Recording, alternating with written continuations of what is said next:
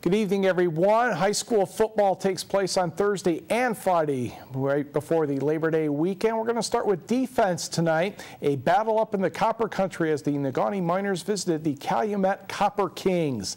And the Copper Kings marching band already in mid-season form as we get going. We're going to go to the second quarter. The game is scoreless. James Sturos of Calumet rolls out to the right. Owen Kiranimi on the sideline, and he's going to take it down to the 22-yard line of the Miners. 3 plays later, Sturos keeps on the option, 14 yards down to the 1.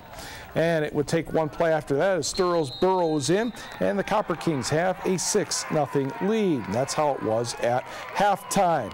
So we go to the second half, and Negaunee's trying to get the offense going. Tanner Uren will run the option, keeps it. Oh, one of those basketball broken ankle moves there, and he is going to take it to the house for 38 yards. The game is tied at 6. Negaunee get a touchdown pass from Uren to Brock Weaver, and the Miners win by the count of 12-6. Now we'll up the ante and go to some offense. Let's go to Norway, where the Knights were taking on Forest Park, and this is Austin Snell of Forest Park. Makes a couple of nifty moves, and he is going to find the end zone from about 50 yards. Forest Park had a 19-0 lead at one point in this contest. Norway would start making inroads back into the game. Nice run here by Isaac Bray, but Forest Park would go on to take this one by the count of 35-22. Let's go to Marquette County, where the Westwood Patriots and Coach John Beckman taking on the Houghton Gremlins. First quarter action. After a good drive, Nate Klisch goes up top for Travis Swanson. Good grab. Yes, he's into the end zone from 32 yards. 2-point conversion, no good. Westwood with a 6-0 lead. Houghton trying to come back in the first quarter, tipped pass, but Ryan Labarge gets it to Seth Carto, and Seth does a nice job moving it down for a first down, but the Gremlins would lose the ball in the second quarter on downs, and Westwood would eventually take advantage. There was an exchange of turnovers, and Derek Wing on the receiving end here from 43 yards. This time the 2-point conversion was good, and Westwood is in the win column, blanking Houghton 36-0. Let's go to Delta County. Escanaba trying to get a victory at home for the new coach against Traverse City Central. TJ Shepperly to Joe Shepperly, and that is a touchdown, and Traverse City is already on the board. TJ Schwaneke is next with a nifty move here as he's going to cut back, and that's an easy score, and the Trojans have a 14-0 lead, and Jim Hansen says, okay, now settle down, things will get better. Unfortunately, that did not prove to be true as Shepperly scores again. David Fallish was banged up a bit for Escanaba, right under his right eye, and he had to leave the game. He was okay, but they were just taking precautions. TC Central went on to pick up this victory very easily, 50-6. To the scoreboard, Marquette is in the win column once again, 34-21 over Sheboygan. Iron Mountain 45, Gwinn 21. Lance doubles up West Iron County 40-20. Cody Goldsworthy 139 yards and a touchdown. James Veeker scored twice for the Purple Hornets.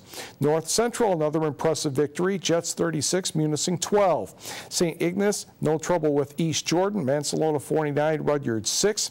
Mid-Peninsula wins again, 56-26 over Brimley. It was Rapid River 54, Posen 14, and Cedarville defeats Deckerville 32-8.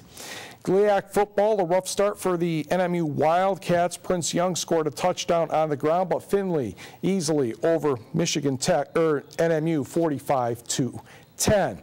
Now, Michigan Tech had its media day this afternoon. Tyler Scarlett is looking to repeat his success after earning Conference Freshman of the Year honors, and senior running back Akeem Kason will be looking to carry the load in the backfield this season. The Huskies have seen more than their share of success the past few seasons, and with a lot of confidence, they could be in for a good season. It's just a matter of just trying to stay healthy and do the little things correctly.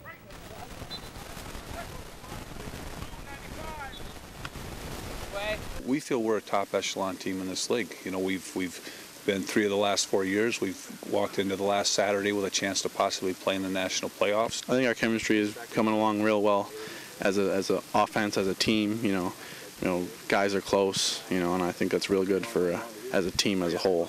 Let's go, be sharp. Huskies were 7-4 at last season. They opened the campaign at home September 8th against Tiffin at 1 o'clock. Tigers lose again. They get swept by Kansas City 2-1. Fortunately, Baltimore beat the White Sox 5-3, so Detroit still a couple games out, 3 games out, I think, in the AL Central. To high school volleyball, it was Menominee 3, Escanaba nothing. Ewan Trout Creek, Downs Bessemer 3-1. Chassell 3, Dollar Bay nothing. Same for Lance over Ontonagon. Lakeland and Hubble and Rapid River are both 3-1 winners this evening. A triangular in Negaunee. Iron Mountain edges Negaunee 3-2. It was North Dickinson over the Miners 2-1. And the Mountaineers held off North Dickinson 2-0. Superior Central 3, Big Bay to knock nothing. Stevenson loses the first set and goes on to win 3 straight to beat Gladstone 3-1. Norway 3-0, taking care of Westwood. It was Forest Park 3, Bark River Harris nothing. Lexi Gussert 20 kills for the Trojans. Ironwood 3 and Solon Springs nothing. Girls tennis, a pair of 7-1 victories, one for Kingsford over Westwood, the other for Marquette, taking care of Gwynn. Iron Mountain 8-0 over Ishpeming, and Escanaba 5, Menominee 3. In women's soccer, rough start for NMU today as Duluth won 4-0. The Marquette Cross Country Invitational took place today at Presque Isle Park, and both the boys and girls races actually had false starts. They were called after about 10-15 seconds. They had to regather everybody and get going. Andrew Stenberg of Escanaba leading Kingsford's Daniel Koulis at the early, about a mile into it or less. Stenberg, your winner in 17 minutes and 5 seconds. Menominee's Davey Luplo second, Koulis third. Escanaba, your team winner, 5 in the top 11 with 34.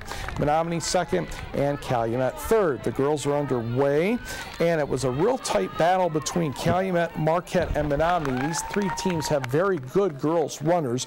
Lindsay Rudden, the freshman from Marquette, winning in 19 minutes 46 seconds. Tara Keelanen of Calumet second. Cameron Burmeister of Menominee third. Calumet, your team winner, with Marquette second with 45 points, and Menominee was third with 55. And don't forget, all kinds of information is available on our website at uppermichigansource.com. Central Michigan wins, Eastern Michigan loses tonight in football. Thanks, Mike. Just